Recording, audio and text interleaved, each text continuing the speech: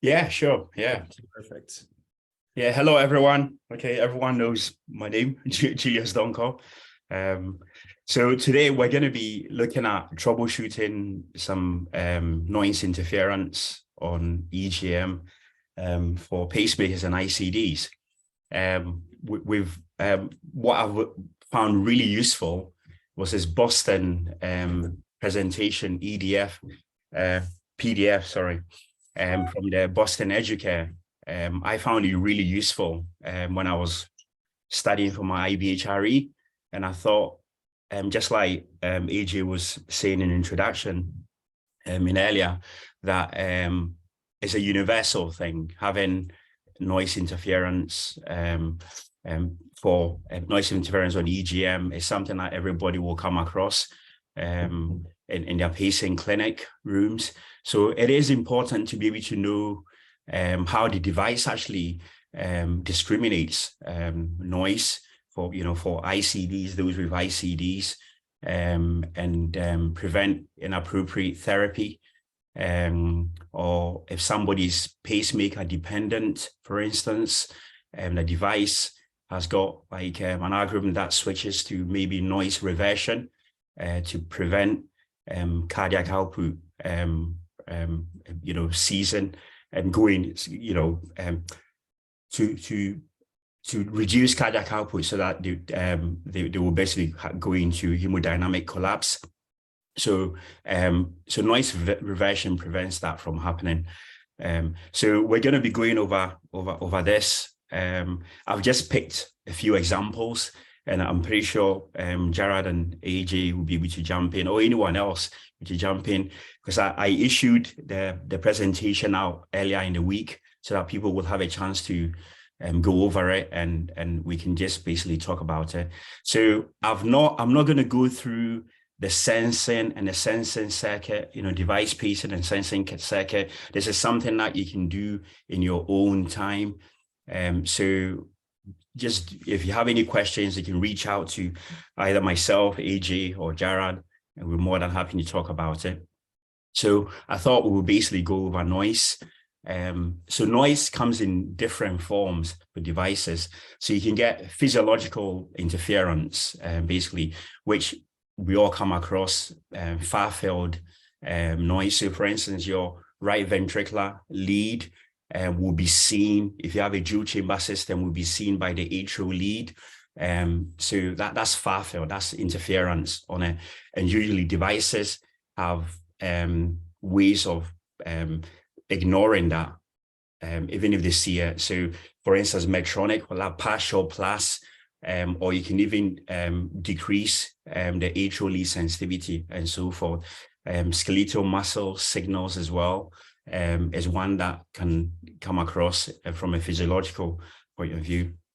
Then you've got electrical noise, which obviously non-physiological ones. So you can get lead fractures, for instance, or during implant or post-implant, when the lead goes in the terminal pin port, it's not really screwed in properly. That can create noise as well on the EGM. Or for instance, an abandoned lead, in the chamber can touch another lead that can also create noise. So there's so many different ways. And the last is your EMI, electromagnetic interference. So that comes in, there are different types of that. You've got noise that radiates, you've got static noise, static sort of magnetic field, or radiated magnetic field. For instance, one that you get from like your electric power pole. This would be quite relevant for Africa, and people who live on farms, for instance. So that's quite relevant. Or you can get static magnets, which you find in your normal consumer products and things like that. So all of these things create electromagnetic interference. People are more likely to come across MRIs as well. A lot of patients with devices often go for MRI scanning. So it is important to know what to do when these patients come into your clinic and are referred for an MRI scanning. The other PDF, which I sent out to the group, which shows the Medtronic guidelines for giving warnings and precautions on EMIs, is actually really, really useful to have either on your desktop or a printed form in your clinic, because you will definitely come across patients who might come across either at home, some consumer product that you're using, or maybe in their workplaces, or going to the dentist, for instance. They'll be asking you questions. Can we use this? Is this okay? Is it safe for me to use? So always refer to that. I've always found it really useful, because there's a lot of information there that you can't remember. So have this on hand so that you can always refer to it in the future. But if you've got any questions in the future, you can always refer. You can always ask myself, Gerard, or AJ.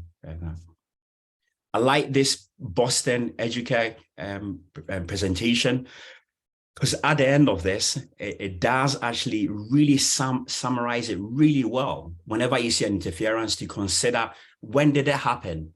Did it happen post-implant, immediately post-implant, or is it maybe a year later? And it gives you examples of, it tries to localize what the sources of the fault is.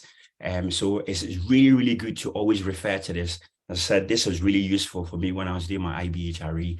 So people like Elvis, in the future, you will find this very, very useful. So we give thanks to Boston as well for making this available for us to use.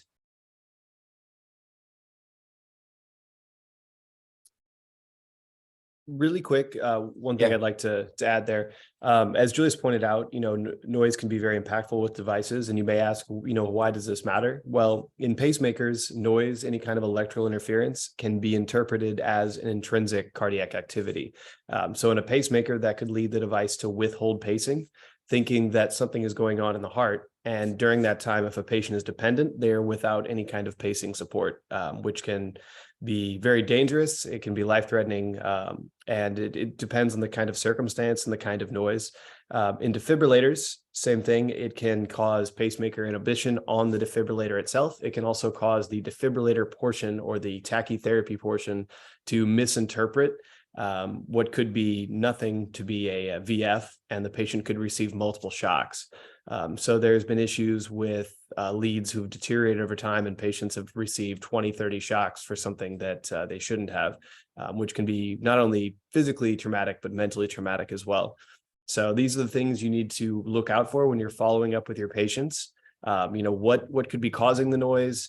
Is it something that is, avoidable? Is it an uninsulated, power cord? Is it something like they do a lot of welding, arc welding? Can they stop doing that? These are ways we can help our patient and make sure they have the most safe experience possible. So back to you, Julius. Excellent. Thanks, AJ. Brilliant. That's fantastic. So you can see here causes for noise. And it's a great diagram because it's got location in the pacing system. So as we spoke about earlier, physiological noise. So one example is your insulation break that can cause noise. Anything that affects the lead integrity. So that's your conductor fracture as well. And then you can get things like micro displacement, lead dislodgement, post-implant. That's one to watch out for, which can be micro or overt dislodgement.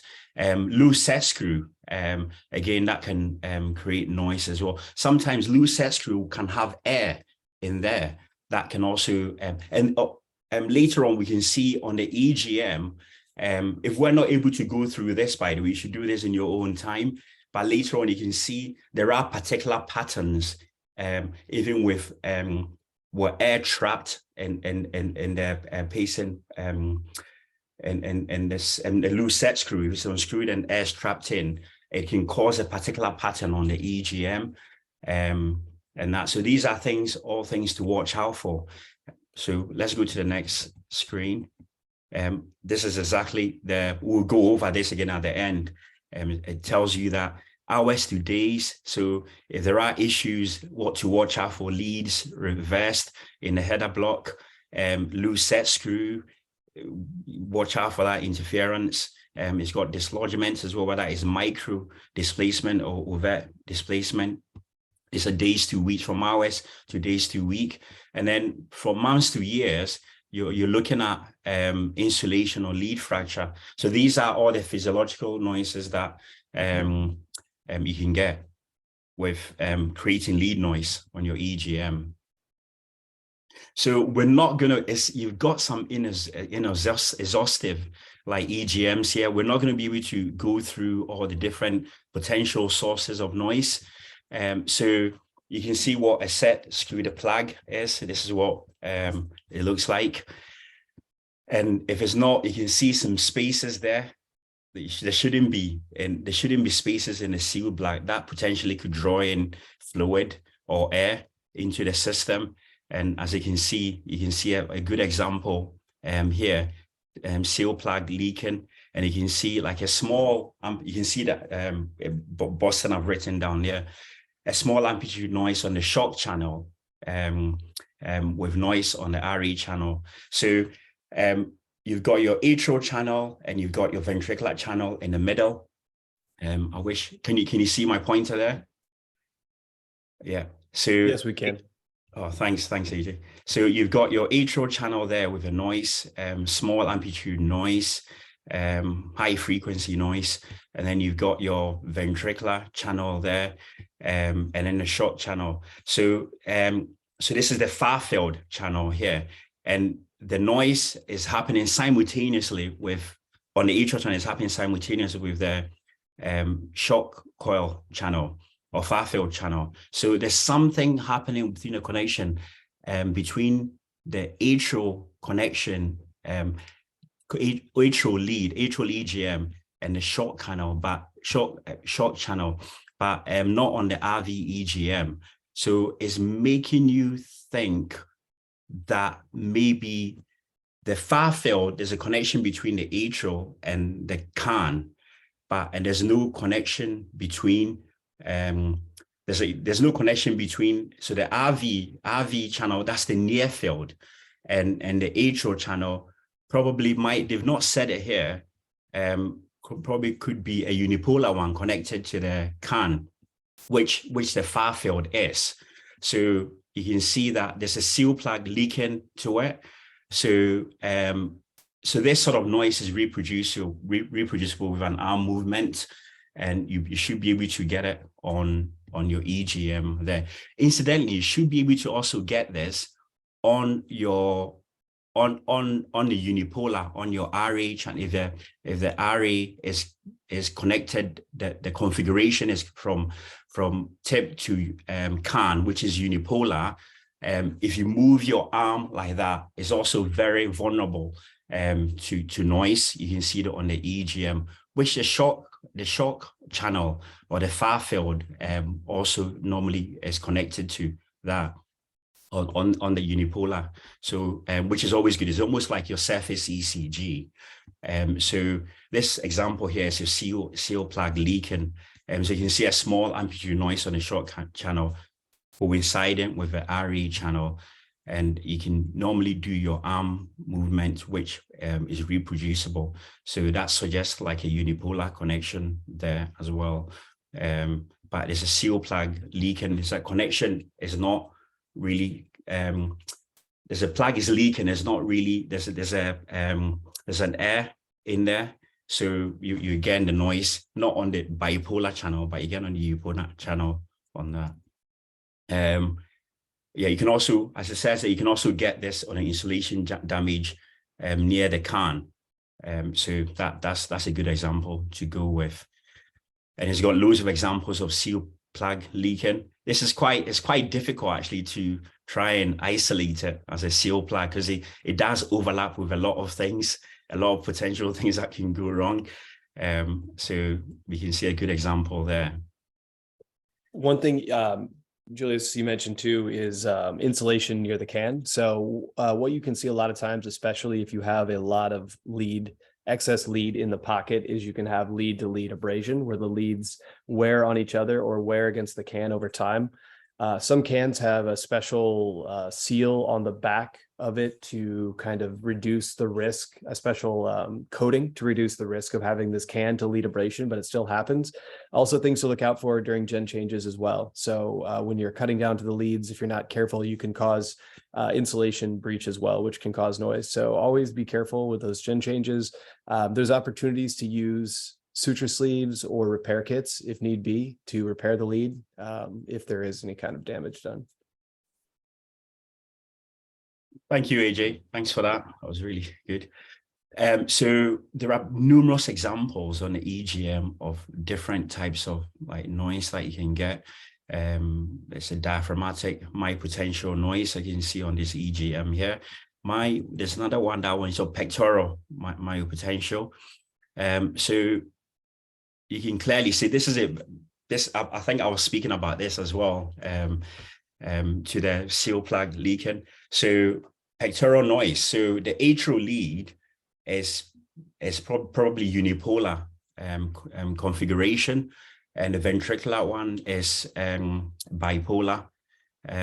So as you can see there, the ventricular one is in the middle, and you've got another shock coil. So the shock coil is always, you want to create like a surface ECG type, like derived from the intrinsic like electrograms. So it's kind of broad compared to your high frequency type EGMs on your atrial and your ventricular channel. So this is unipolar. So and it's very susceptible to myopotential movement, pectoral in your chest. So I get patients come in. So you never ever want to program your atrial lead to unipolar for sensing, because this is a sort of thing, if you can avoid it, that is, this is a sort of thing that you will get. So it will be over sensing, basically, because you get all this noise created, and device will sense it, over sense it. And whenever device over senses, that means it won't pace. So over sensing means pacing inhibition. Under sensing means it will pace more. So that's how the devices respond to that. So this is a high frequency one, which is obviously repeatable as well, pectoral manipulation, myopotential on that. So, and obviously the presentation goes on to describe in detail, quite technical, the phasic variations and intermittent phasic variations with that. Again, this is reproducible with arm movement, arm pressing together. When I was in Nigeria last August, we did a device clinic with Elvis there, and there was a suspicion of lead noise, and there are isometric maneuvers which we did, and if you want, I can try and send across, or AJ or Jara can send across to the group chat about all the different there are so many that you can do.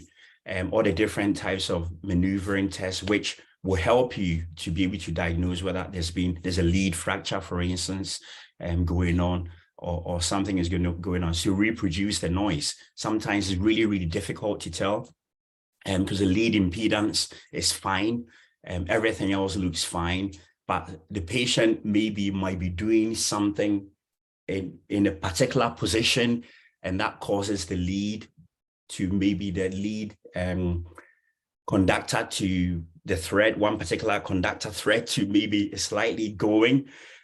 So when they do that particular posture, that causes that, accentuates that or exaggerates that, and the impedance might obviously show like an outlier quite high, and show up as a noise on the EGM. But when they come into clinic, it's really difficult to reproduce things like that. So it's always good to do isometric provocation maneuvers when they come into clinic, and it does help you. And you might need to do on successive occasions in clinic, maybe every 3 months you see them if you're highly suspicious of something going on. So it's quite good to have that, to know what to do. Sorry. I'll say to your point, I think also for gen changes, I make it a practice to do ISOs. So I typically do fists together, pull apart, push into me, pull against me. So you're trying to do every kind of vector you can with the arm. Then I do a little pocket manipulation just to see if there's anything at the interface of the device and the header. And we're looking with sense amp channels on, EGM sense amp channels, which are what the device sees for an Abbott device. Just because you want to locate these things before you close the patient up and send them on their way. If it turns out they needed a new lead, you have to open them back up and the infection risk goes up considerably. So yeah, I think this is fantastic to do it in clinic, and then make sure you're doing it before every gen change, in my opinion. Fantastic, AJ. That's really, really good. So this is doing provocation maneuvers after box changes. To me, in the UK, is not something that I tend to do. But that's a really, really good habit that AJ's pointed out. This is something that I'm going to take on board in my clinic as well to do. I think it really prevents, if the lead hasn't been put in properly, the set screws loose or things like that, then it will highlight it very quickly so it can get dealt with, so that the patient doesn't go away and have to come back, introducing risk of infection and various things. So that's a really good point. Something that I'm going to take on board as well, AJ. It's fantastic. So we've done a lot of that. So let's go to another one. We talked about seal plug and everything there. This is quite an exhaustive. Let's go. Okay, connection issue. So I think it was kind of interesting. It's showing the different kinds of noises. So you see here, like this is this random noise, high amplitude. So that's another way you can kind of diagnose what kind of noise you're seeing. Try to take a screenshot of it or a picture of it, of the EGM, and you can always reach out to somebody for technical support as well. But that's just ways to kind of diagnose where it's coming from or what kind of noise we're seeing. Sorry, Julius. That's fantastic. Yeah. So there was, in fact, I tried, I think I'll send it to the group after this, that about 3 or 4 weeks ago, there was a patient who came in, had a single chamber device, pacemaker in, and it was basically, it was showing a torsade, but it was quite difficult to tell. Your initial impression when you see it is that this is noise, but on close inspection, you can see that R-on-T was provoked by ventricular ectopic, but it was it just looked like noise when you initially look at it. So AJ is right. You can get some high amplitude, you get a low amplitude one, but sometimes you might need to scrutinize it, especially when the noise is also phasic and repeatable. Repeatable as well, so you don't misdiagnose it and things. So take a picture of it and you can send it to one of us, and we can help you double check it and things. I mean, just to add to that as well, you've got to, when it comes to noise, you've really got to have your detective hat on, because first you've got to try and determine what the noise is caused by. And as AJ said, like through this example on the screen now, it's quite chaotic. There's no real pattern to it. So it probably is leading to more a lead issue or a header issue. Lead noise is always going to be a pattern to it. There's going to be high frequency on usually both channels. If it's not on both channels, then it's very rarely an external noise. If you're going to get an external noise, you're always usually going to see it on both leads. Very rarely you'd see an external noise only causing impact on one lead. So they're things you've got to think about. If it's only on one lead, then you've got to suspect that it's probably an issue with just that lead. If it's on both leads, it may be external noise. Look at your patterns of noise. Are they consistent? Is there a pattern to the noise? Is it on, off? Like maybe a patient has a TENS machine that's sending out electrical current every few seconds. So it's on, off. So you really got to be a little bit detective when it comes to your noise. Asking patients questions.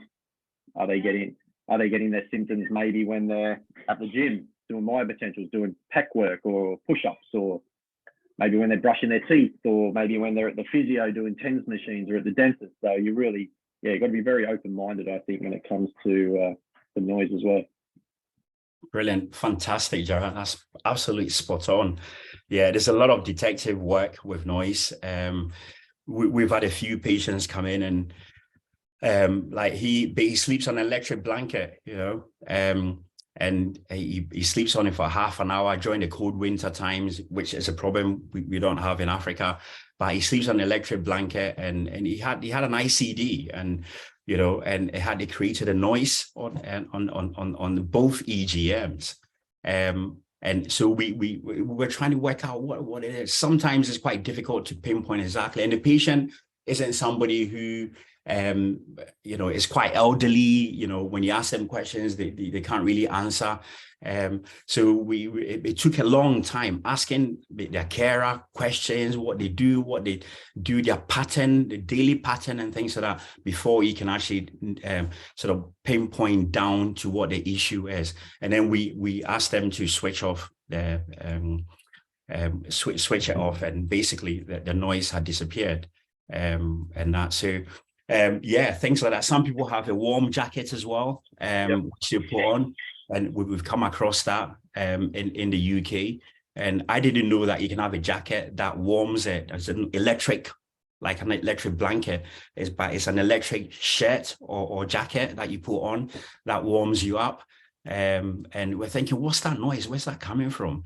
And because you can't work it out, but you have to really investigate it to be able to nail it down and things. And I mean, I've always also been a big fan of getting patients to bring things into the clinic. So if they tell me that they've got a new TENS machine or an electric toothbrush or a new electric jumper, and they're worried about it, then my first kind of default is, right, bring it in, we'll turn it on, and we'll test it. And I think you can't beat that sometimes. Oh, that's a really good idea. I don't do that, but I'll take that on board, Jared. That's really useful. That's really useful, actually. Yeah. So that's fantastic. You can clearly see a connection issue here, which was a noise that we saw earlier. Obviously, yeah, this is the noise that we saw earlier on. So you can see on here that I'm assuming is a ventricular terminal pin, like is slightly loose. It's not really gone fully in there as the arrow is pointing there. So that's going to create noise on the ventricular EGM. And there's another example here as well, where you can see the terminal pin hasn't fully gone in, and that. So that's another one that could, like AJ was saying, like box changes could clearly produce this type of sources of noise and that. So it is good to do maybe some maneuvers to try and draw this potential problem out, so you can correct them when you can, before introducing some risk of infection later on if you had to come back in.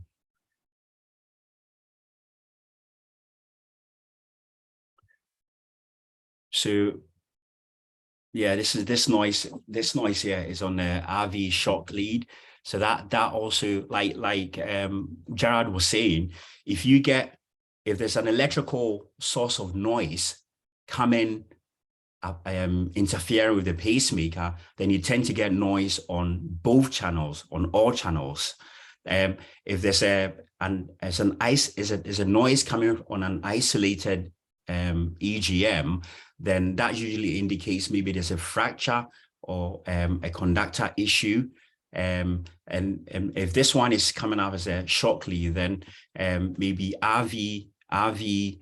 So it's a near field, as you can see there. That's a near field channel, and that's the atrial channel there, and that's the near field channel, the RV. So this is basically what we saw here. This is basically what we saw here, the connection issue, which is the EGM that they're showing here. So it's affecting the ventricular lead, which is also affecting the RV shock coil. And we can see a high frequency noise here. So that quite high amplitude as well on that. That's the same there. If we went through the whole thing, it would take a long time. So I'm just trying to go through, unless while I'm going through it, AJ or Jared, if you see anything that you think is worth talking about, just stop me, and then we'll basically go over that. Just one thing, Dad, I guess, is that I think we've spoken about this in the past with AJ when he's gone through, especially with Abbott, looking at noise discriminators and things like that, is that we've always got to remember that if it's a genuine ventricular VT-VF episode, then you're going to see it on the near field and the far field EGM. I mean, that can be noise, don't get me wrong. But usually if you're seeing something on the far field, but maybe not the near field EGM, then it's probably non-physiological and the device will discriminate against that. So remember, just you've always got to see, for a device to deliver, to think it is a true event, that it's got to see it on both the near field and the far field channel. And something that I know certainly Abbott devices, which AJ will know a lot more about, do really well. And so it's just something to look out for, that, yeah, if you're seeing noise only on a single channel, then it's hopefully will be well detected by the devices as noise, as opposed to a ventricular arrhythmia. Fantastic. Yeah, that's great. That's brilliant. To what Jared and Julius are saying there too, just to give you some more clarification, I'm assume a lot of you know, but when we talk about far field, we're talking about the antenna being from the tip of the lead or the coil of the lead, which is more near the RV apex, RV septum, or the inferior part of the RV, all the way up to the can, which is up in the chest. So that's your anode, is the can itself, and you use that for sensing. That can pick up a lot of myopotentials. So that could be some of your noise issues. It's just a larger antenna in general. So whenever we're talking about a unipolar, we're just talking about a very large antenna, and it can pick up a lot of different signals. And that's why it can be a little problematic and confusing. Just because you see noise on the far field, if the device isn't reacting to it, it's not necessarily, a bad thing, just because far field in nature will pick up more external noise or more myopotential. It's more, is the device seeing it on the near field? Is it possibly trying to give therapy to noise? That is when it becomes problematic. Excellent. Yeah, thank you for that, AJ and Jared. Yeah, for the device, if it sees like a true VT, for instance, if it's picking up and sensing true VT, then you will clearly see it in the RV channel and also on the shock channel. So that's how it is. But if it sees an isolated, it will senses things on the near field, on the RV channel, then the device discriminator will try and discriminate. Look, it will compare it to the far field, like Jared was saying, and that's how the algorithm with discriminators work for ICDs, and they're all different. Obviously for Abbott and Medtronic and Boston, they've all got slightly different discrimination algorithm, which you can learn more about if you want. But yeah, it compares the far field to the near field, and that's how it does its discrimination. The way it does it, the algorithm, Medtronic, for instance, compares the sizes of the amplitude of the noise and looks for the lowest ones and compares the sizes and the frequency of them. And it looks like for a rolling 12 cycles, and takes an average and compares it. If it's less than 1 millivolt, then it will basically discard it as noise over. Then looks at it in detail and things. If you want to know the algorithm properly, then you can go to the Medtronic Academy, which will explain all the discrimination algorithm for RV lead noise, which is important for preventing inappropriate therapy. If you've got an ICD, inappropriate therapy for noise is fairly high, not as high as your inappropriate therapy for SVTs, but it does happen, and with ICD patients. So it is quite good to always have it programmed on your RV lead noise. I think Jared went through it quite a while back. Again, that the Medtronic one is set to run about 45 seconds, and it will basically shock if the noise continues for more than 45 seconds, which is very rarely happens. Very rarely happens for that to go on for that period, and that. So because it tries to prevent things like, if it's sensing something for that long, then it must be like an intrinsic arrhythmia. So it's a safety thing that it shocks and that. So Medtronic have their nominal settings at 45 seconds that you put it on, but some people actually have it off. But it depends on your department protocol, what you want to do, and that is a good thing to have on, in my opinion, though.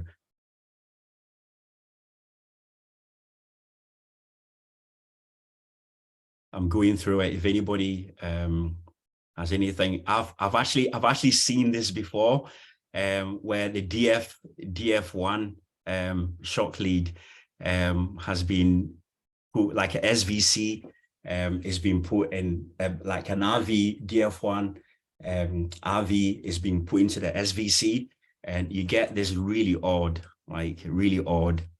shock channel. So this is something that when you come across, if it doesn't look right, then be really suspicious. If something doesn't look right, be really suspicious. And I've seen this before.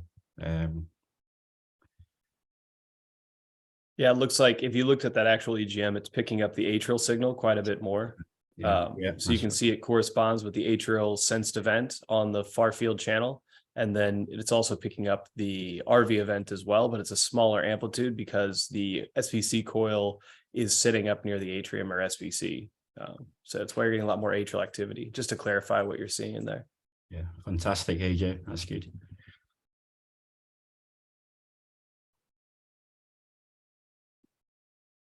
Right, so there are some examples of some lead issues here. So this would be your, I'm assuming this would be your shock coil, and this is a near field, and it's sensing it there. You can see how it's over sensing in the VF zone, and you can see V sense VF there, and that. So this is clearly noise, high frequency, variable.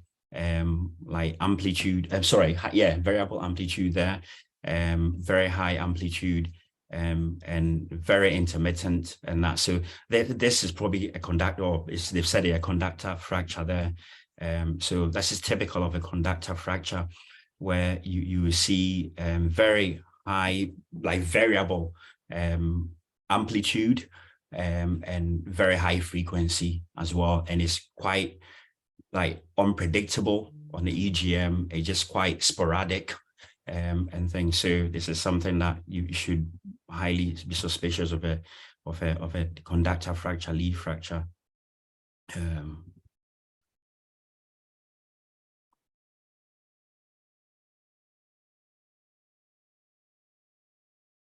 Again, so this is the conductor fracture. So this is a V pacing. I think there's a safety pacing there. There's a safety pacing. There's a noise. Safety pacing there. So Elvis was asking about safety pacing. Is there a question there, AJ? Yeah, it looks like, are the advantages to DF4 to the DF1 lead? So yeah, DF4 is the standard lead now. DF1 was the original form, and it was complicated to put both the sense pace and then the coil, RV coil and SVC coil, all on one plug, or one tip of the lead to plug into the device. So it was trifurcated for the longest time, or bifurcated in leads that don't have an SVC coil. The only time that I would intentionally ever do a DF1 nowadays, one is, it depends if that's all you have on shelf stock, then obviously use the DF1 because it functions just fine. It just has more pocket bulk, and there's just a little bit more leads, so you have more likely to have lead to lead or lead to canibration with the DF1 because there's just more there in the pocket. The only time I would typically use one is, say you have a dependent patient who is upgraded from a pacemaker and they have a stable RV lead. We have in some cases used a DF1 lead and plugged the stable RV lead into the sense pace port of the can, and then just capped the sense pace of the RV lead. So the reason being, if the patient's dependent, or in the lead micro dislodges, there is a chance that they may not receive pacing. There's also, with a stable lead, there's less likely to have a micro displacement of the lead, and then they get shocked due to noise because the lead is no longer, stable in place. So that would be the only time I'd use a DF1, unless that's all I had on hand. If not, I always would recommend a DF4. I don't know, Jared, Julius, if you see anything different. Yeah, I think spot on, AJ. I think there's only few centers in the UK that still implant DF1s, and one of them is Aberdeen, where I trained. And for exactly the reason that you've explained, they seem to think that it just gives them more options, because they also do a lot of congenital patients who come back. We had an electrically isolated patient, patient with an electrical heart isolation. So the RV was separated from the LV, because I think the RV was causing a lot of RVOT problems, and it was isolated. So what they found was that because it was a DF1, he gave them so many different options, whereas a DF4 would not have given them that option. And he had a CR, he had a bivent system as well. So they had so many options because of the electrical isolation of the heart. So for that, but the potential risk of that is that because there's so many leads in the pocket, that you could have like an infection risk and things. So things like that. So really, really valid point. I'm just looking at this EGM. So I think the devices detected noise and actually started ATP on here and started to actually offer therapy. So this is an inappropriate therapy because of the lead fracture, conductor fracture there. And that, so it's not safety pacing, it's just offering therapy there. So you can see V pacing, 315 millisecond cycle. So I'm not sure how many beats, but let's have somebody work it out. 180, 190. Oh, there you go. There's the EP guy. There you go. Nice. Thanks, Jared. I mean, yeah. No, it was AJ, not me, mate. Sorry, AJ. Sorry. No, you're good. I was just pulling that off the top of my head. So it's about 190. So yeah, you're back. You're back on. Yeah. And then you see here, after that, the device does the ATP, and then it's waiting to see if there's any intrinsic activity to see if it needs to give more therapy. Well, there's more lead noise, and the device is withholding pacing during this period. So this patient all of a sudden has, I don't know how long that is, maybe 30 beats a minute. 300, 150, 175, 60, 50, 30. Yeah, less than that. Yeah, exactly. So this patient's not receiving any kind of backup pacing. And luckily they have an escape that occurs, but it's not ideal. That's a really good point, actually. Yeah, AJ, that's fantastic. So that's what you get with oversensing, that it inhibits pacing there. And luckily you get this guy have an intrinsic beat that came through in the end. So that's quite an important point. Yeah, thanks for that, both of you guys. Yeah. Just go Julius, can I say something? Yeah, go for it. Yeah, the issue of the advantages of DF1 as a DF4 lead over DF1 leads. All the points are well valid. But the issue here is that, the sub-Saharan Africa, we don't even have enough DF4. Most of the people that go and request for ICD, they end up getting a DF1 lead. So as you said, DF4 is easier to implant. It's just only one pocket. You don't have confusion, because in DF1, you either have two pocket, maybe you, if, as AJ said, if there is no SVC coil, you look for either you have two arms to plug, so it may be confusing. But in DF1, there is no confusion. You just put it in one pocket. Then also the pocket bulkiness is more with DF1 compared to the DF4. As you said, you are of a richer society. US and UK are rich society. Africa is not, or the country in the sub-Saharan Africa are not rich societies. So DF1 is still welcome in our environment, sir. Fantastic. Thanks, Dr. Adafi. That's brilliant. You take what you get. Yeah. Sorry, Jared. No, sorry, man. And that's a very valid point that Dr. Adafi makes, is that, we might be privileged in the UK and the US and, other countries like that where we can put in these kind of newer model DF4s, but I mean, as nice as they are cosmetically and, the engineering behind all these leads, it's fantastic. Yes. You back in the day, I've been fortunate. I've been around long enough where I've kind of been involved with both kind of manufacturing DF1 and DF4. And, back in the day, if you had an issue with a DF1 lead, perhaps the pace sense lead, then you could get away with almost the opposite of what AJ was saying, is where you could keep the pace sense lead in and then put in a DF4 and plug in just the coils into the new box. But on the flip side, if you had an issue with a DF1 lead on the pace sense component of it, which is why, the eyes of the pacemaker, then you could get away with just putting in a new pace sense lead. It's less bulky. And that's not a bad thing, is where this day and age, if you're putting a DF4 lead down, then, they're a little bit bulkier.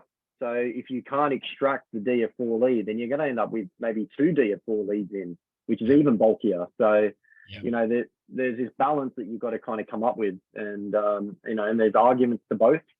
I think as soon as it's probably, I'm not sure if you're going to get onto it, Julius, but one thing that we haven't touched on just yet is that when you are maybe inserting extra leads in the right ventricle, then you're at risk of a noise called knocking, where the 2 leads can knock against each other.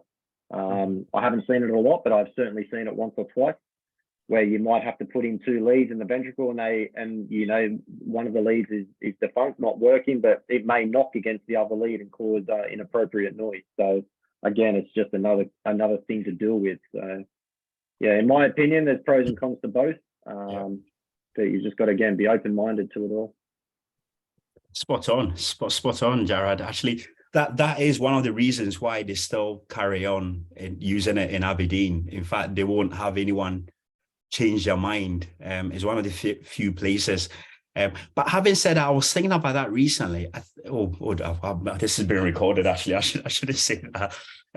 But I think I've changed my mind. I think I'm going for a DF4 now, because we do that quite a lot in Northampton. And but obviously the benefit of having a DF1 is that if something were to go wrong with the pace sense port, or the pace sense port or the defibrillation port, then you've got an option of maybe capping it and then putting an entirely new lead in. Whereas if something were to go wrong on a DF4, then you have to take the whole entire thing, or leave it and then cap it and then put an entire lead in. So you have more options. You have more options with your DF4 than you would do with your DF1 than you would do with your DF4. Certainly. Yeah, and that's it. And I certainly, in my opinion, I would not look at the DF1 as an inferior lead. I wouldn't go, oh my God, you've got a DF1 lead versus a DF4. I think they both, at the end of the day, they both offer the same thing. I think really just these days, it's cosmetically, you can produce a smaller can. There's a few extra connectors that have to go into the device. So in theory, a few extra less issues. But I certainly wouldn't see one as superior to the other, personally. Yeah. Fantastic.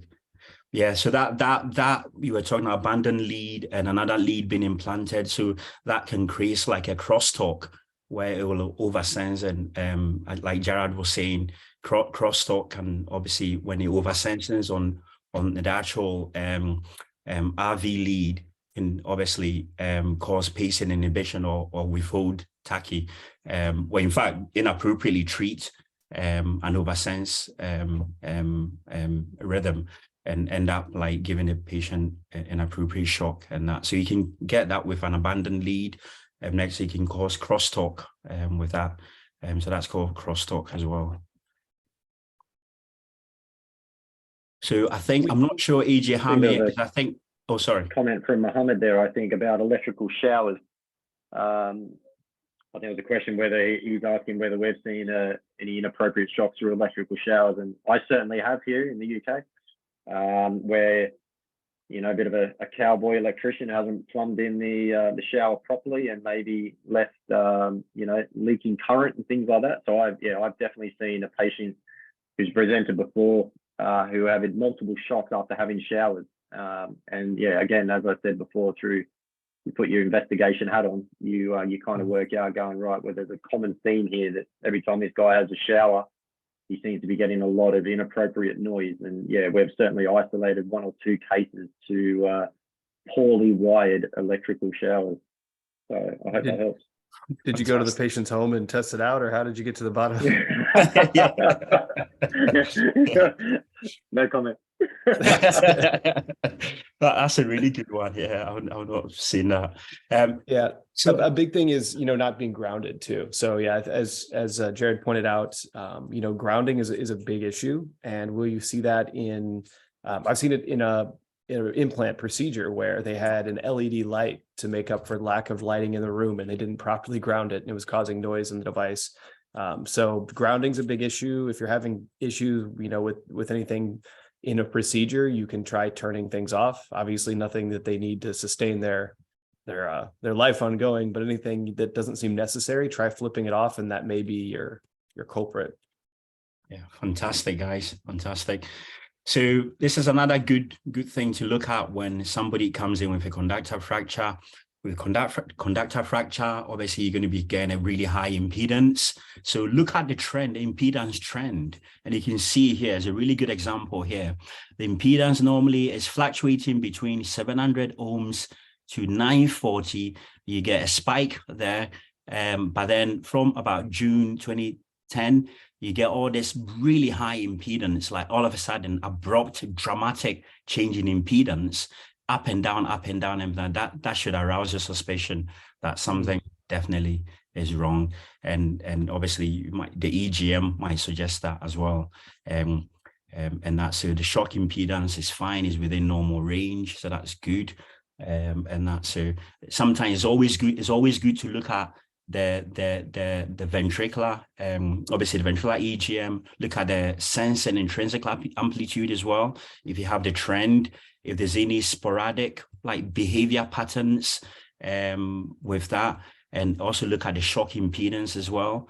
If there's any, sporadic behavior, you can always isolate it. If you do have like a trend, it's always good to have the trend enabled, so you can actually see a pattern over 6 months or a year. Really, really helpful when you're trying to make diagnosis if something is wrong. So I would definitely encourage that, certainly.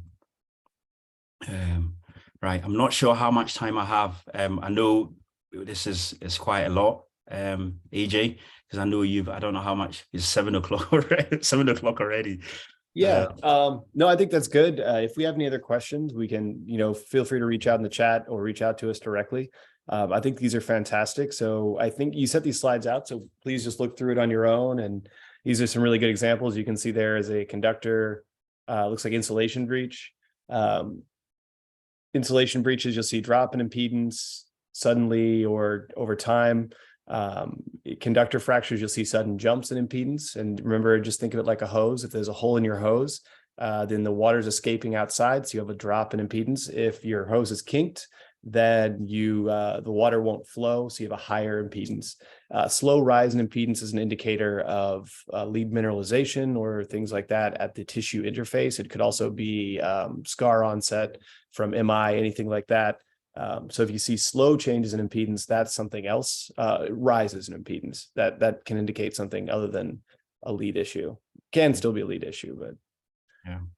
Also remember, sometimes like AJ just said, if you have like a previous MI and there's an impedance change, that can also associate with a high threshold as well, even to the point of even exit block where it won't capture and things. So always be in mind, that's one thing too. Has there been an MI? So you can get like a threshold rises if there's been like an MI in the past. You think, why is that threshold just jumped up all of a sudden?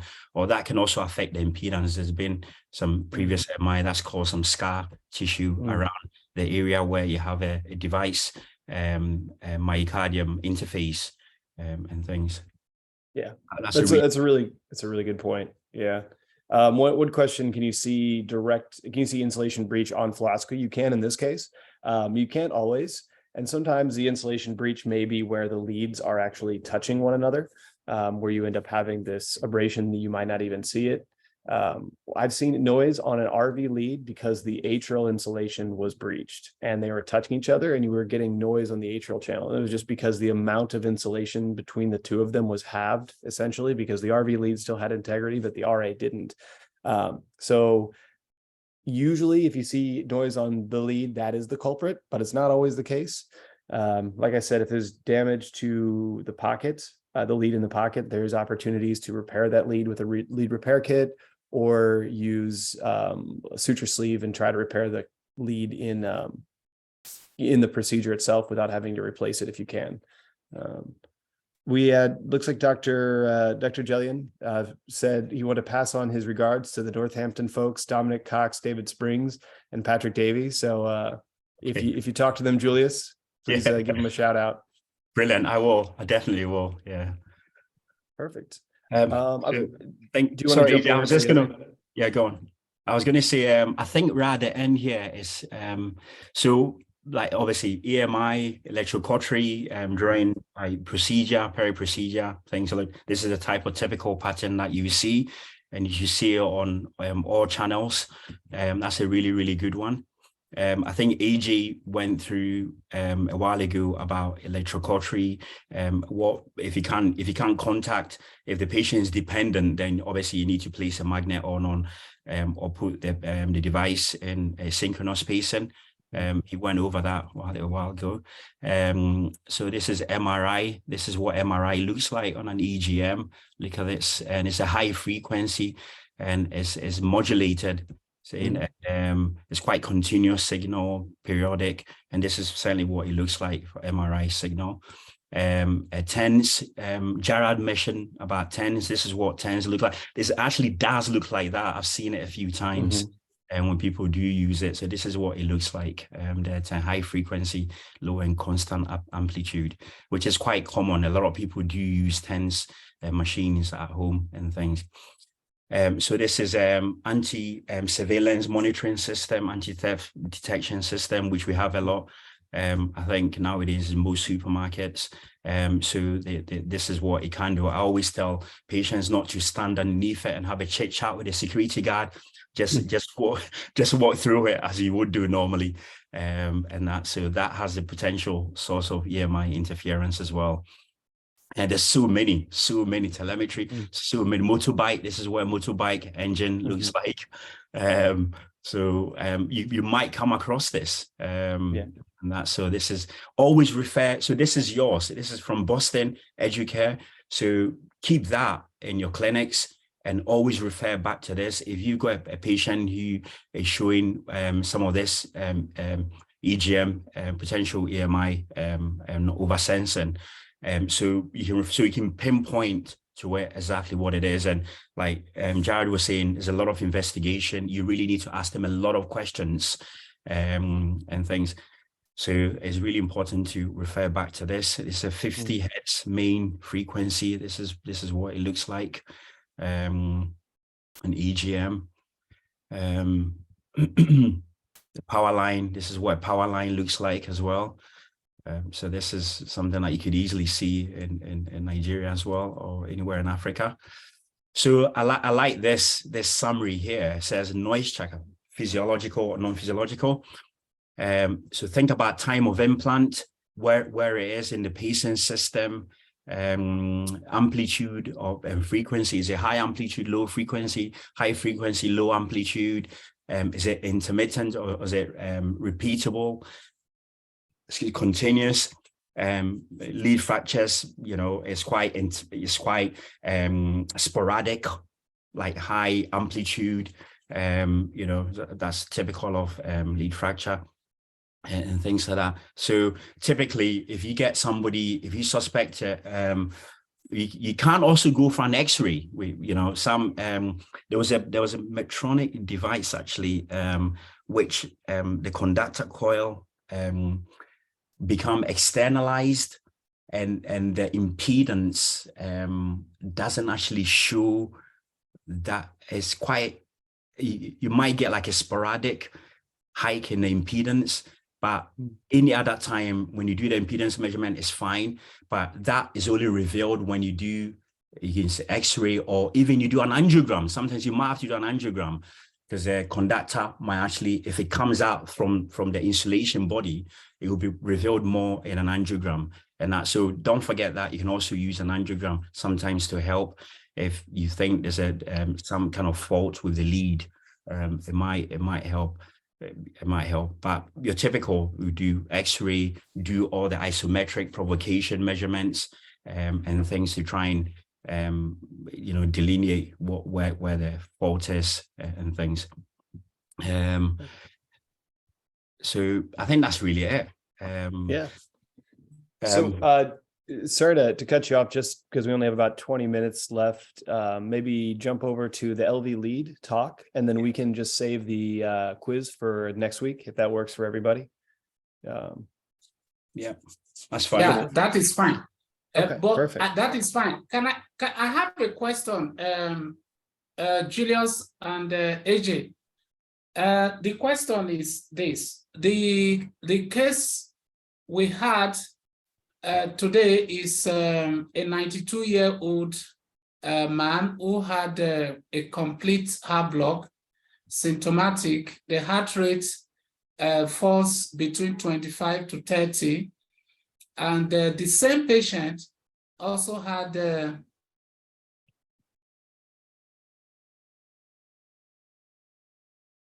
Did we lose you, Dr. Dafe? I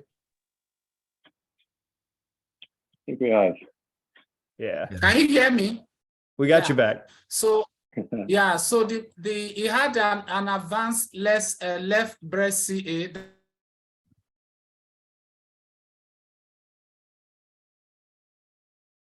Looks like we might have lost you again, sir.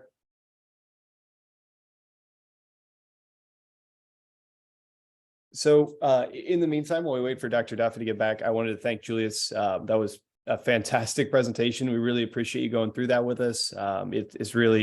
It's great to see these firsthand examples, and I'm glad that our friends in Boston were able to provide us this educational talk. So if you have any questions, reach out to any of us to talk you through it and help out. Like I said, noise is not an issue until it's an issue, and then it can become a big one. So just let us know how we can help. Can everybody see my screen? Yeah, mate. Loud and clear. Yes. Okay. Perfect. Okay. So really quickly, next week we have Dr. Sharif and Dr. Kuro doing their talk on LV lead placement. So we think that it might just be good to look at the different LV leads available that you'll most likely see. This is not going to be comprehensive. It's going to focus on Abbott and Medtronic, and then also some of the LV lead delivery tools. So when we talk about our left ventricular lead, remember that we're getting access to the coronary sinus. So it's actually in the right atrium. It's following the CS up and around, and then we're going for a lateral, posterior lateral position generally. So the original LV leads were unipolar. So they only had one electrode, and then it would either go to the can or usually to the other lead. This did cause issues with anodal stem, and still can be an issue, but just to be aware, anodal stem is where you're actually capturing at the site of the anode and not necessarily capturing at the site of the cathode, leading to either simultaneous RV, LV pacing, or non-capture in the LV and just think you are, which is not ideal. So the original were unipolar only. Later iterations offered bipolar options where you could actually go tip to ring or ring to tip. These are still manufactured, but they're not as common. You don't see them as often implanted. Sometimes implanters will use them because they're a little smaller, but the French size difference is really not impactful enough to sacrifice not having your 4 electrodes. So the quadrupolar lead came out in the early to mid 2000s, 2010s. So it's been around for about 10 years or more. And it allows you to pace from multiple sites, either to go to the coil, to the can, or bipolar options as well. Just remember that anodal stem is a potential risk. So if we're looking at the Abbott leads, you have the Quartet. We tend not to use this one as much. This is actually was made for people who are very used to the Medtronic design. So it was kind of a way to for them to use the design they're used to, but using an Abbott device. The typical is this S curve here. So your 1458 is your standard. Your 1456 is going to be a little bit tighter of a curve, and the spacing is not quite as much. So you're looking at 47 millimeters of spacing from tip to prox, 40 from tip to prox, and then your 1458 QL will give you 60 millimeters of spacing from tip to prox. The reason with proximal, just to The reason being, say, if you're in the left ventricle and you're near the apex, you may want to have a more basal electrode positioning. If you have the shorter spacing, you may not be basal enough. You'll be more apical. On the inverse, if you're in a very shallow branch, if you have the wider spacing, your proximal electrode could be outside into the main body of the CS and essentially useless. So if you have the ability to pick the right lead, it gives you some customizability based on whatever branch you're going for. Medtronic, the Attain they have an Attain stability lead that actually has an active fixation ability. So you see here, you actually have the ability to twist it and it will snag itself into the CS. This can lend to extra stability, so that you may come across this as well. And Julius, Jared, or anyone who's a Medtronic expert, feel free to jump in, because these are not my wheelhouse, but I just know a little bit about them. So I will not, I greatly appreciate any kind of consideration you have. Sorry, AJ. I was going to say really quickly, the slide before where you have the active fixation of Medtronic, I know they tend to use it really if the vessel is really large and you want some stability, like you've said, to try and fix it to like the wall, then they tend to go for that. But if the branch is smaller, then they don't tend to go for that with this one. They tend to go for your typical either straight tine or maybe the S-shaped one, depending on the shape of the branch. But yeah, I've seen this obviously being used a lot if the branch is quite wide. And so to give it some more stability, they might use that. And I think Dr. Daffy's used this a few times as well when we've been there to Nigeria last year. Okay. Yeah, you are right. Correct. Perfect. And then here's an example of the one without the fixation. This actually looks like it has like a passive fixation ability to it. If you see their spacing, people have different opinions on how viable, a smaller spacing is as far as giving you options within the, across the heart, but it does, reduce the risk of having diaphragmatic stem, because you're having a smaller antenna or a smaller separation, you're less likely to engage extra cardiac tissue. So I think that is one of the reasons why they went with the shorter spacing. So yeah. Then we have delivery options. So you have your outer catheters. Here's the Abbott delivery options. CPS AIM Universal. They also have an SL2, which is a smaller French size, but typically we use the Universal because you can deliver a quartet lead through the inner dilator. It says 9.90 French. On the box, it's 10.06 French. So either way, it will fit through a 10 French sheath for delivery. So don't worry about that. You just want to, if you want to use a 10 French outer sheath, that is more than capable. Inner diameter is 8 French. So anything that you put through there, 8 French will work fine. And then standard length is 47 centimeters. They also have a 54 for a little bit longer length. As far as, designs or curves, once again, they'll talk about this in greater detail, but you have your wides and your extra wides for those very dilated hearts. You have your 115s and 135s for more standard hearts. I think 135 is going to be called like the Medtronic multi-purpose. This would be called like the extended hook, the extra wide. And then the right side, this just gives you a little bit more push off of the atrium or off the SVC area to try to get into the CS itself coming from the right side. I know some physicians that actually use the right side from the left, but these are just different options, and we can go into more detail when they do the LV talk. And then you have your inner catheters as well. So your inner catheters will actually go inside of your outer, which makes sense. And then you can deliver the lead through the inner catheter. So you're looking at a 5 to 6 French inner diameter. A quartet lead is 4.7 French lead body, 5.1 French, the widest electrode. So it'll fit through there, no worries. The reason why we have these is for subselecting veins or getting CS access. So your CSL and your AL2 are both used to get access to the CS. And then for subselecting certain veins, as you're trying to navigate the different veins within the CS, is the inner here. So you can see an acute will give you a more acute turn, 90, and then your obtuse. Keep in mind, the acute tends to be 90 when you put a lead and a wire in it. The 90 tends to be more obtuse, and the obtuse tends to be pretty straight. So I use 90 and acute most of the time. I rarely use an obtuse. To see them all kind of working together, you have your valve bypass tool, which is just one of the accessories to get the lead through there. It's also a way to get the inner through the valve without causing damage to the without crimping the end, which can cause delivery issues. You see here, you're running an outer catheter that's been straightened out because of the inner catheter that's a 90, and then lead and wire is actually inside of that lead as well. So that's how they all kind of work together in a telescoping fashion so that you can kind of navigate. So you have the Medtronic delivery systems, very similar. As you can see, you have your AL2 styles, you have your extended hooks, you have your more acute bends. This is probably a right-sided. So there's a lot of different options out there to navigate the CS and to implant the leads. There is also, looks like Medtronic, here's their inners. Once again, very similar in design, and they all kind of do the same thing, but physicians have different preferences, or sometimes you just kind of work with whatever's on the shelf. Medtronic also makes a steerable. I don't know if you'll ever come across these, but they have a deflectable catheter as well that can help you navigate in the CS. And then the Worley system, I believe Dr. Curro, she said she uses the Worley. It's pretty popular. And this is, I think Merit distributes them, but it's a system developed by a physician. It's a peelable system.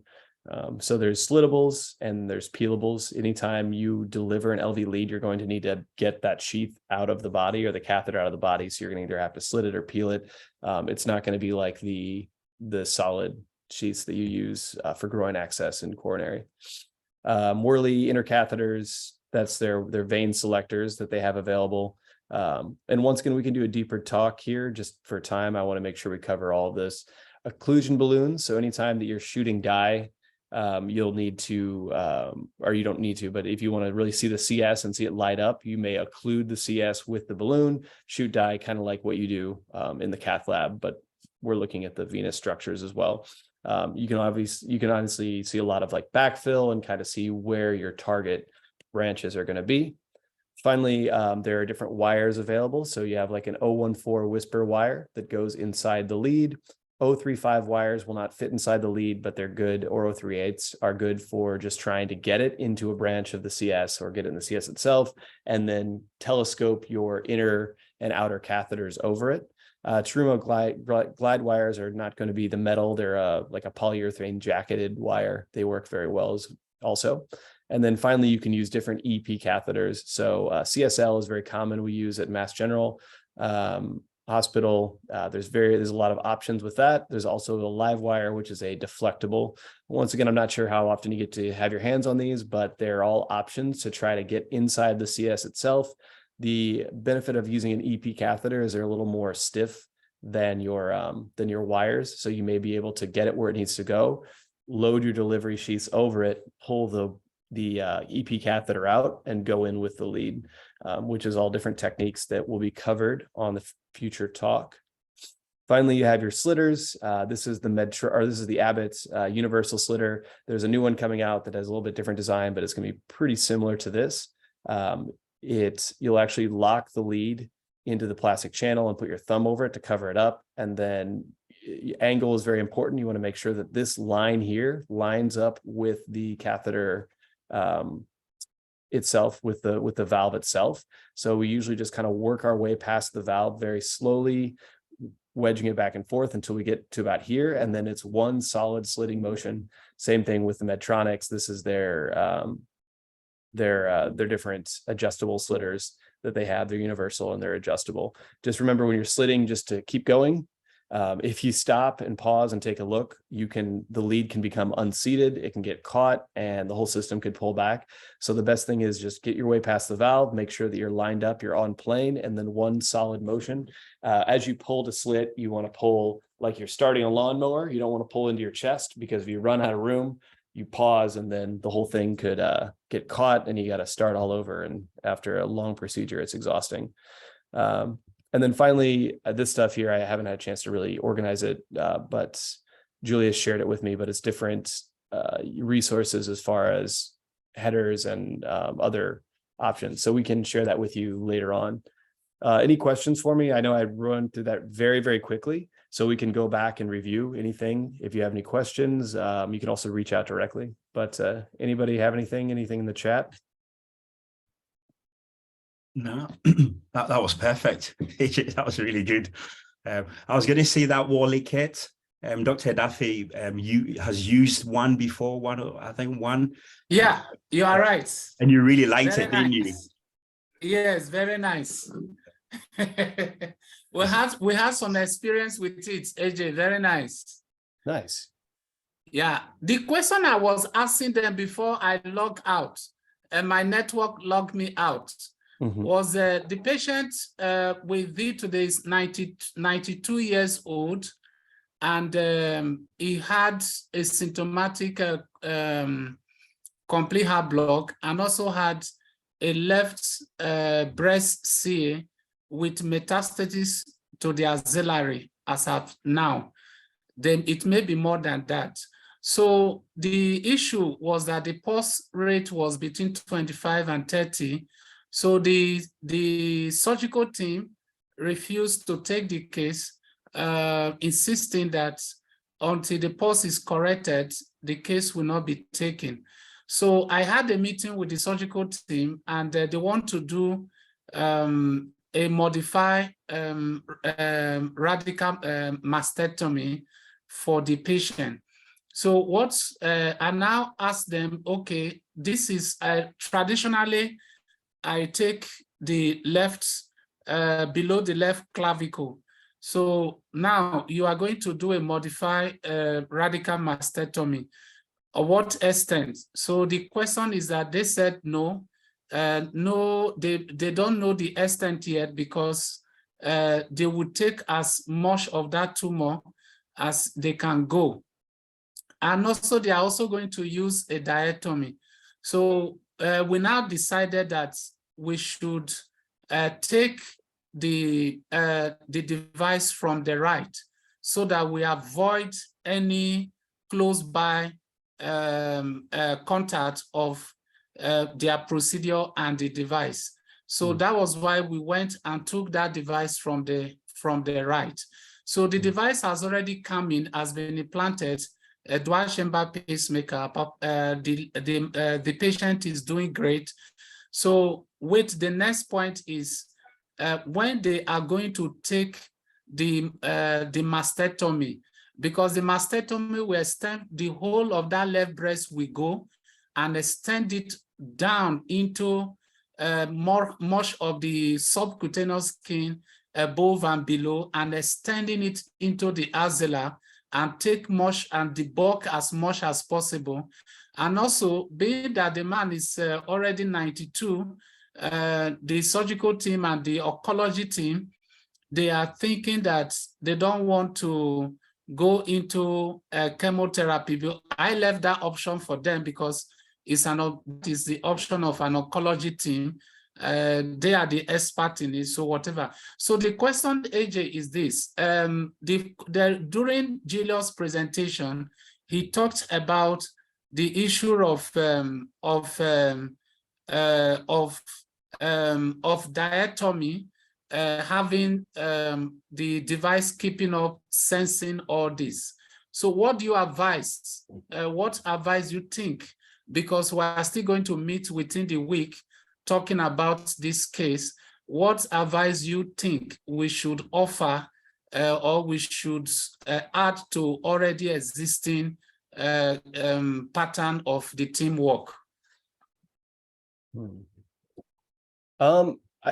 So, you know, it sounds like you spoke about going, right-sided. I think that let's have a conversation offline on this one, because I'd like to see the case a little better and talk through it with you, if you don't mind. And then we can present to the group, to the larger group, what we've discussed, I guess, if that works. And we just post what we thought to the rest of the group once we've talked it out. Yeah, the diectomy has before now. There are bipolar diectomy, there are unipolar diectomy. So bipolar diatomy are better in terms of electrical sensations. In terms of electrical sensation, because this is a patient who had a complete heart block, and when the pacemaker came in, the patient is now pacemaker dependent. The heart rate as at the time the LV lead was implanted was around 20. So automatically that patient doesn't have a good underlying rhythm to maintain to maintain himself. So the issue here is that if we are so liberal with diatomy, or we use unipolar diatomy where the device now senses that the heart is picking up, is firing its own device, not knowing that it's sensing something different, that will bring a problem during the surgery. So I told them that the least we can go with is a bipolar diatomy. Because they need that diatomy to maintain that level of surgery and also maintain bleeding, because they need it to coagulate the vessels as you cut through in the process of the surgery.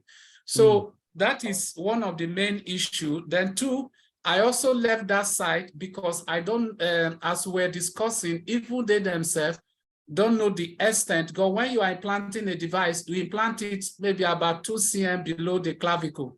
But this is, they are planning that they are going to take a very chunk of that skin out, and they'll still need to create a flap to close back whatever that remains. So that may affect the device. So totally, that area is not an option to implant a device before the surgery. So if we take it in another day, I think more options can also be made available. Maybe Julius and Jared or any other person. Also, Dr. Mole is here. Dr. Mole is here. Maybe he must have had 1 or 2 experience on the issue of implanting cardiac device before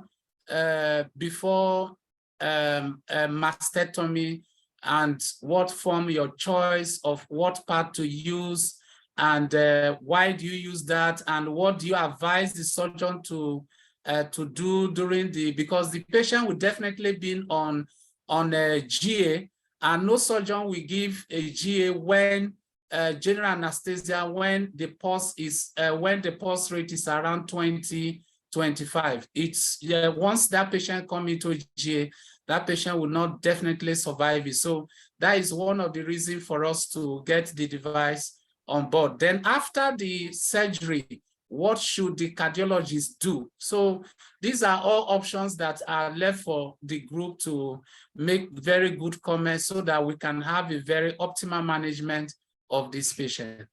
Yeah, really quickly. Yeah. Sorry, you go, mate. No, you go. Now, I was gonna say, can you not put a temporary wire in a patient? Well, am I understanding you correctly? That has the patient got a device already, but the device is no. The patient never had a device. The patient presented with symptomatic heart block and also advanced left breast CA. The patient never had any device. So I had a meeting with the team, with the surgical team, who are now advised that they cannot go ahead with the surgery. So the first thing is to deploy a device and correct the symptomatic complete heart block before they think of taking their surgery. The man is an elderly man, and what they just want to plan for him is modify radical mastectomy and follow him up. Dr. Daffy, what we do, I'm sure that's what Gerard is about to say. So what we do here as an adjunct to for a patient having a permanent pacemaker system, we can put like a semi-permanent system in through the jugular vein. We can do that, and that can stay there for for maybe several days to a week or maybe beyond. Or you can put a temporary wire in until, for the surgery, put a temporary, I'm sure Jared sent, I don't know if it's been sent already, some temporary wire boxes. Have they reached Africa yet? Yeah, so that's on his way to you, and so you'll be able to put a temporary wire in as an adjunct to the procedure, and then once it's finished, then you can think about putting a permanent system in. So you've got two options: a temporary wire. Yeah, the permanent system. I'm not a doctor, by the way. I'm not a doctor, so I don't know. You need to ask your doctor this. Yeah, no, that's it. I'm just wondering, Doctor. The permanent system is already. Dr. Daffy, Jared is trying to say something. Correct. No, he's more important than I am. Oh, sorry, Jared. Sorry, gentlemen, sorry to interrupt you. I do have to hop off into another call. Are you all right with taking this offline, and then we'll present to the group like as a case study? Is that okay with everyone? Sounds great. Fantastic. Okay. Thanks, yeah, sorry, Dr. Duff, I don't want to cut you off. That would be great. Okay. Yeah, let's chat about it. Let's organize a chat. Yeah, that'd be good. Yeah, perfect. We'll have a conversation on the side, and then we'll get it all figured out. Thank you, everybody, for joining. Sorry to cut you off, Dr. Dafe, but thank you, Jared. Thank you, Julius. Thank you, everyone, for your contribution. Thank you, everyone. It's been great. Thank you. Thank you. Great day. Yeah. Dr. Julius, great day.